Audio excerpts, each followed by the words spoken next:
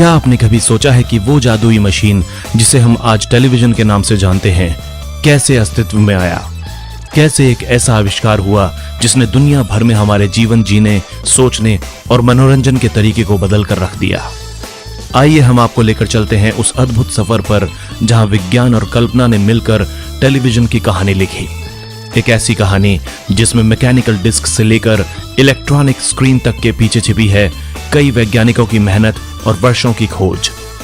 इस यात्रा में छिपी हैं कुछ ऐसी दिलचस्प घटनाएं जिन्होंने इस रेवोल्यूशनरी मशीन को हमारे जीवन का एक अभिन्न अंग बना दिया। तो चलिए जानते हैं टेलीविजन के आविष्कार की रोमांचक कहानी।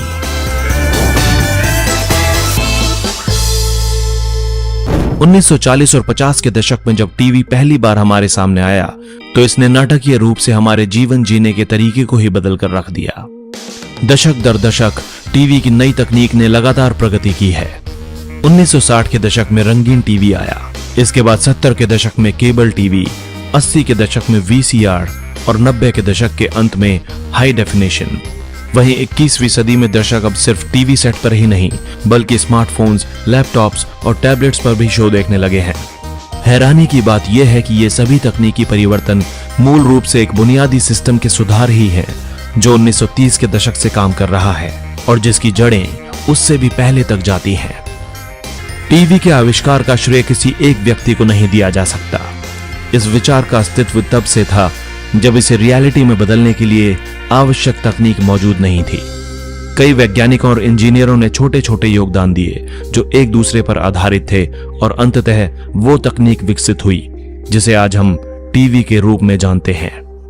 टेलीविजन की उत्पत्ति को 1830 और 40 के दशक तक वापस ट्रेस किया जा सकता है जब सैमुअल एफ.बी. मॉर्स ने टेलीग्राफ विकसित किया था जो एक ऐसी प्रणाली थी जिसके माध्यम से संदेशों को तारों के जरिए बीपिंग ध्वनियों में अनुवादित करके भेजा जा सकता था।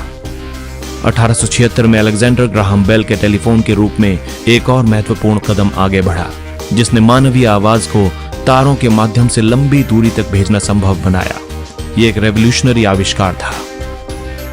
ग्राहम बेल और थॉमस एडिसन दोनों ने ऐसे उपकरणों की संभावना पर विचार किया जो आवाजों के साथ साथ चित्र भी भेज सकते थे। लेकिन टेलीविजन टेक्नोलॉजी के विकास की दिशा में अगला महत्वपूर्ण कदम एक जर्मन शोधकर्ता ने उठाया। 1884 में पॉल निपकोव ने स्पिनिंग डिस्क के माध्यम से तारों के जरिए चित्र भेजने की एक प्रणाली विकसित की। उन्होंने इसे इलेक्ट्रॉनिक टेलीस्कोप कहा, लेकिन यह मूल रूप से मैकेनिकल टेलीविजन का प्रारंभिक रूप था। यही प्रणाली बाद में आधुनिक टेलीविजन की नींव बनी। कैथोड रे ट्यूब्स के साथ टीवी हुआ इलेक्ट्रॉनिक। 1900 के शुरुआती दौर में रूसी भौतिक विज्ञानी बोरिस रोजिंग और Scottish engineer Alan Archibald Campbell Swinton ने इंडिपेंडेंट रूप से निपकोव की प्रणाली में सुधार करने का प्रयास किया। उन्होंने स्पिनिंग डिस्क की जगह कैथोड रे ट्यूब्स का इस्तेमाल करना शुरू किया जो पहले जर्मन भौतिक विज्ञानी कार्ल ब्रॉन द्वारा विकसित की गई थी। स्विंटन की प्रणाली जिसमें कैथोड रे ट्यूब्स को कैमरे और रिसीवर दोनों में रखा गया था, मूल रूप से पहला पूर्ण इलेक्ट्रॉनिक टीवी सिस्टम था। रूसी मूल के इंजीनियर व्लादिमीर ज़्वोरोकिन जो पहले रोजिंग के सहायक के रूप में काम कर चुके थे, रूसी क्रांति के बाद अमेरिका चले गए। 1923 में जब ज़्वोरोकिन पिट्सबर्ग और वेस्टिंगहाउस मैन्युफैक्चरिंग कंपनी में कार्यरत थे, उन्होंने आइनोस्कोप के लिए अपना पहला टीवी पेटेंट दाखिल किया। यह कैथोड रे ट्यूब का उपयोग करके चित्रों को प्रसारित करने की एक नई तकनीक थी। इस प्रणाली ने आधुनिक इलेक्ट्रॉनिक टेलीविजन के विकास में महत्वपूर्ण भूमिका निभाई। जॉन बेयर्ड और पहला टेलीविजन डेमोन्स्ट्रेशन। इसी बीच स्कॉटिश इंजीनियर जॉन बेयर्ड ने 1927 में लंदन के केंद्रीय भाग में 50 वैज्ञानिकों के सामने पहला रियल टेलीविजन डेमोन्स्ट्रेशन दिया। अपनी इस नई खोज के साथ बेयर्ड ने बेयर्ड टेलीविजन डेवलपमेंट कंपनी की स्थापना की और 1928 में लंदन और न्यूयॉर्क के बीच पहला ट्रांस अटलांटिक टेलीविजन प्रसारण किया। साथ ही अटलांटिक महासागर के बीच एक जहाज तक पहली बार टीवी सिग्नल भेजे। जॉन बेयर्ड को पहला रंगीन और स्टीरियोस्कोपिक टेलीविजन का प्रदर्शन करने का श्रेय भी दिया जाता है। 1929 में ज़्वोरोकिन ने रेडियो इंजीनियर्स के एक सम्मेलन में अपना महत्वपूर्ण इलेक्ट्रॉनिक टेलीविजन सिस्टम प्रस्तुत किया। दर्शकों में रेडियो कॉर्पोरेशन ऑफ अमेरिका यानी आरसीए के कार्यकारी डेविड सारनोफ भी शामिल थे। आरसीए उस समय अमेरिका की सबसे बड़ी संचार कंपनी थी। सारनोफ का जन्म रूस के मिन्स्क में एक गरीब यहूदी परिवार में हुआ था और वे बचपन में ही न्यूयॉर्क सिटी आ गए थे। उन्होंने अपने करियर की शुरुआत एक टेलीग्राफ ऑपरेटर के रूप में की थी। टाइटैनिक हादसे की उस रात सारनोफ ड्यूटी पर थे। उन्होंने बाद में दावा किया कि उन्होंने इमरजेंसी मैसेजेस का कोऑर्डिनेशन किया था। हालांकि इस बात का कोई सबूत मौजूद नहीं है, लेकिन उन्होंने बचने वालों के नाम प्रसारित करने में मदद जरूर की थी। टेलीविजन का विकास। बेयर्ड और ज़्योरिकिन जैसे वैज्ञानिकों के योगदान ने टेलीविजन को विकसित करने में महत्वपूर्ण भूमिका निभाई। डेविड सारनोफ उन शुरुआती लोगों में से थे जिन्होंने देखा कि रेडियो की तरह टेलीविजन में भी मनोरंजन और संचार के माध्यम के रूप में अपार संभावनाएं हैं। 1930 में जब उन्हें आरसीए का अध्यक्ष नियुक्त किया गया, उन्होंने व्लादिमीर ज़्योरिकिन को टेलीविजन तकनीक को विकसित करने और सुधारने के लिए काम पर रख लिया। इसी बीच अमेरिका के एक आविष्कारक फिलो फॉर्न्सवर्थ अपनी खुद की टीवी प्रणाली पर काम कर रहे थे।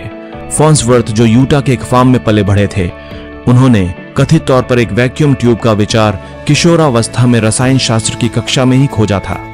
यह ट्यूब इमेजेस को लाइनों में विभाजित कर सकती थी और उन लाइनों को ब्रॉडकास्ट करके इमेजेस में बदल सकती थी।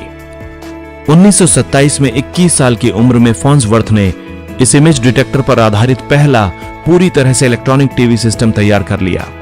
जल्द ही उन्हें आरसीए के साथ एक लंबे कानूनी विवाद में उलझना पड़ा, जिसमें दावा किया गया था कि ज़्योरिकिन के 1923 के पेटेंट को फॉर्न्सवर्थ के आविष्कारों पर प्राथमिकता मिलनी चाहिए।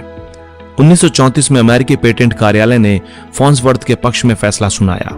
इसमें उनके एक पुराने हाई स्कूल शिक्षक की भी मदद थी, जिन्होंने युवा आविष्कारक की एक महत्वपूर्ण ड्राइंग संभाल कर रखी थी। अंततः सारनोफ को फॉर्न्सवर्थ को $1 मिलियन की लाइसेंसिंग फीस चुकानी पड़ी। हालांकि कई इतिहासकार फॉर्न्सवर्थ को सच्चा टेलीविजन का जनक मानते हैं। उन्होंने अपने आविष्कार से ज्यादा मुनाफा नहीं कमाया और उन्हें आरसीए द्वारा बार बार पेटेंट अपील पर मुकदमों का सामना करना पड़ा। आगे चलकर फॉर्न्सवर्थ ने कई अन्य क्षेत्रों में भी शोध किए और 1971 में उनका निधन हो गया।